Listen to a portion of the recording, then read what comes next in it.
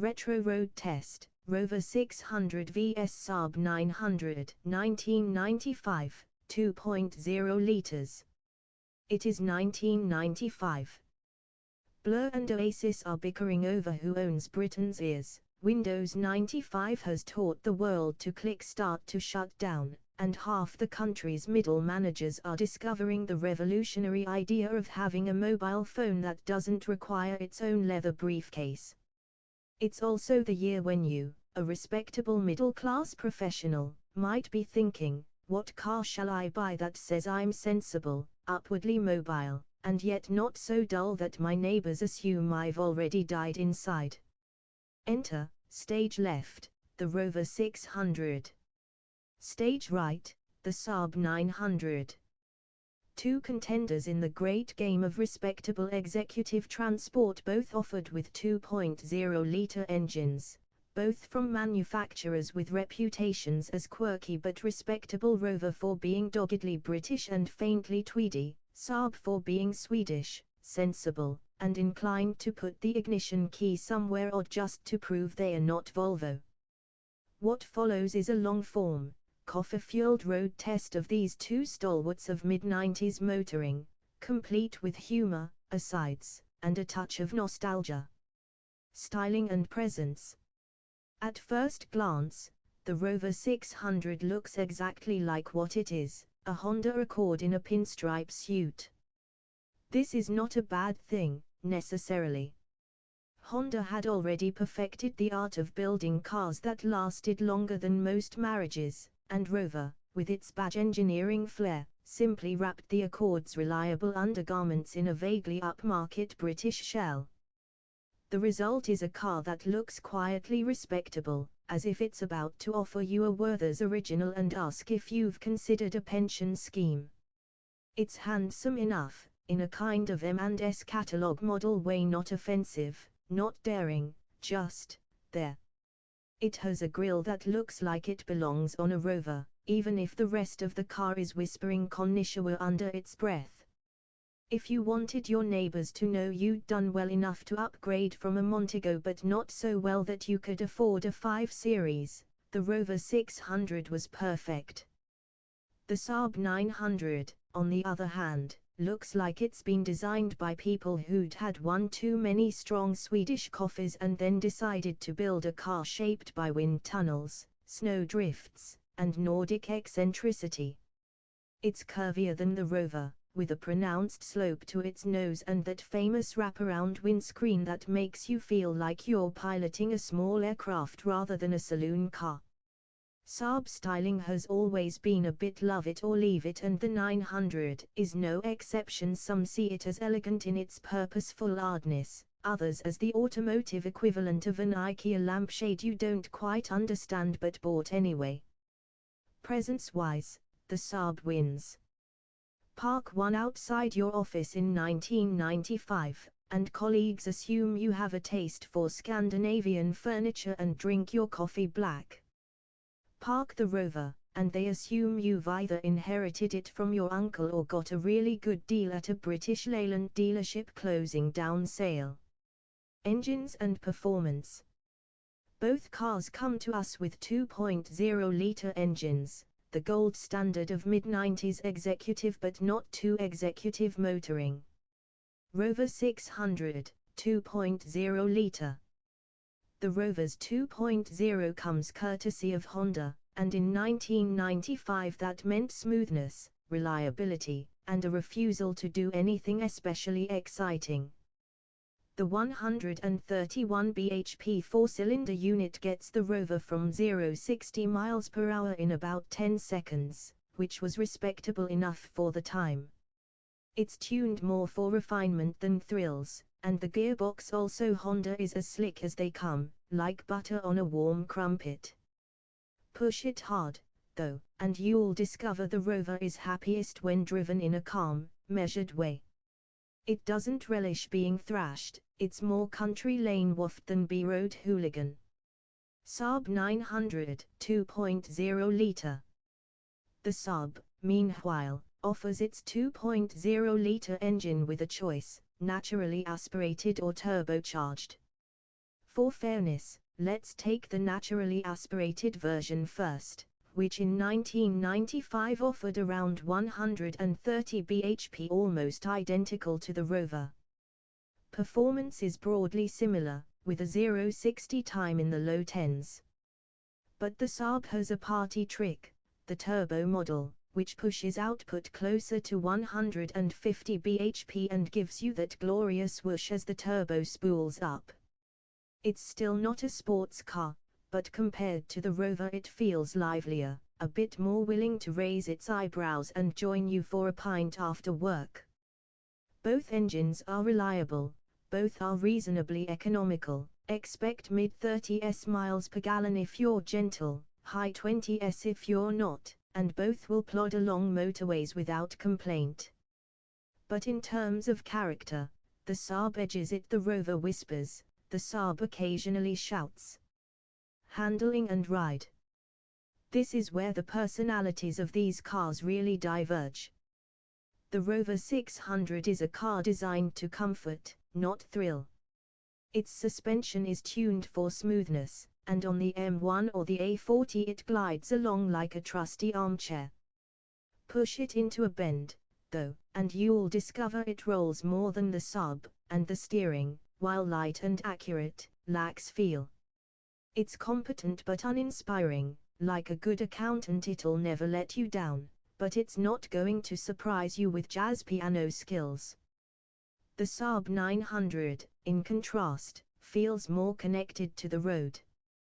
The steering is weightier, the suspension firmer, and while it can feel a little nose-heavy at times, thank you, front-wheel drive, it clings on gamely through corners. There's a sense that Saab actually wanted drivers to enjoy themselves, which is ironic given most Saab buyers were middle-aged academics in tweed jackets. The ride is firmer than the Rover's, but never uncomfortable. It's a more involving drive, and if you enjoy piloting rather than just sitting, the Saab has the edge. Interiors and comfort. Step inside the Rover 600, and you're greeted with what can only be described as executive beige. Rover did interiors with a particular kind of restrained Englishness, wood veneer, real or otherwise, soft fabrics, and a sense that you should really be wearing corduroy. The seats are broad and comfortable, the dash is logical if uninspired, and everything feels solid in that Honda-built way. Ergonomics are sound, but there's not much flair. If you want somewhere quiet, soft, and polite, the Rover does an admirable job. Now step into the Saab 900, and you'll think you've stumbled into a Nordic cockpit. The dashboard curves around the driver, controls are placed exactly where you'd expect, unless you expect the ignition switch to be on the steering column, in which case, surprise, it's by the handbrake. The seats are some of the best in the business, firm, supportive, perfect for long journeys across either Sweden or the M4. The ergonomics are near perfect, the visibility is excellent thanks to that wraparound screen, and there's a sense of individuality the Rover simply can't match. If the Rover feels like an extension of your lounge, the Saab feels like an extension of your personality. Practicality. Both cars are four-door saloons with decent boots, but the Saab edges ahead thanks to its hatchback-like design in some trims, offering greater load space versatility. The Rover has a large, square boot, perfectly adequate for golf clubs, shopping, or whatever one carried in 1995, possibly giant fax machines. Rear legroom is good in both, though the Saab feels more airy thanks to its big windows. Headroom is fine unless you're Scandinavian tall, in which case you'll appreciate Saab's generous dimensions more than Rover's slightly snugger roofline. Reliability and running costs. Here, the Rover 600 has an advantage. Being largely Honda underneath, it's about as reliable as Sunrise. Servicing costs are reasonable, parts availability is strong, and nothing tends to go catastrophically wrong. The Saab 900, while generally robust, is quirkier. The turbocharged engines in particular require a bit more care, and Saab parts can be pricier. That said, Saabs have a reputation for longevity, and many examples easily sail past 200,000 miles with little more than regular maintenance. In terms of running costs, expect insurance to be slightly higher for the Saab, especially the turbo, while the Rover sits happily in the middle of the executive pack. Image and ownership experience. This is where the two cars diverge most starkly. The Rover 600 in 1995 was bought by people who wanted something respectable, British-ish, and not too flashy. Company car buyers liked it, older drivers liked it, and it was viewed as a solid step up from the humdrum Montego.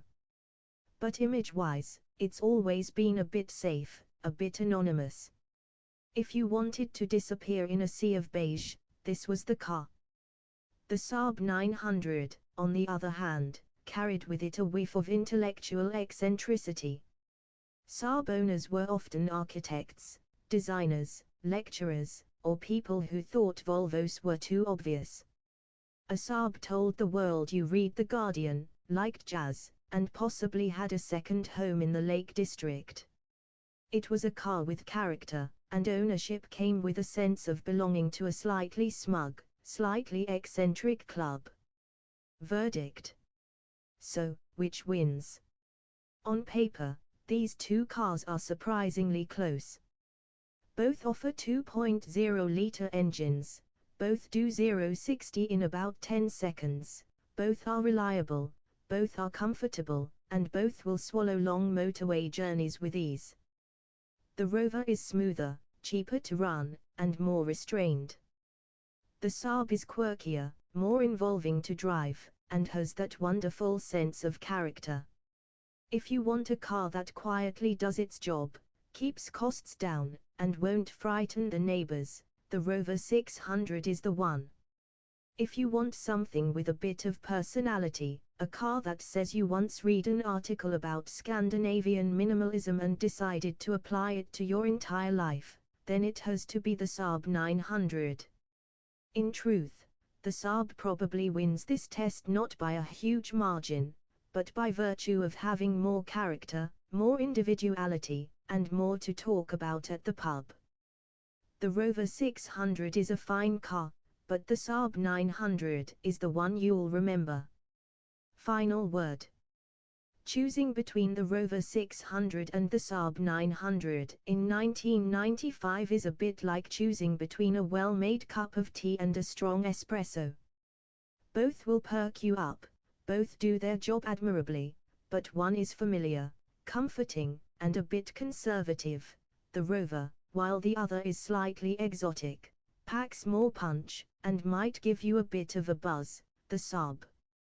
In 1995, you could hardly go wrong with either.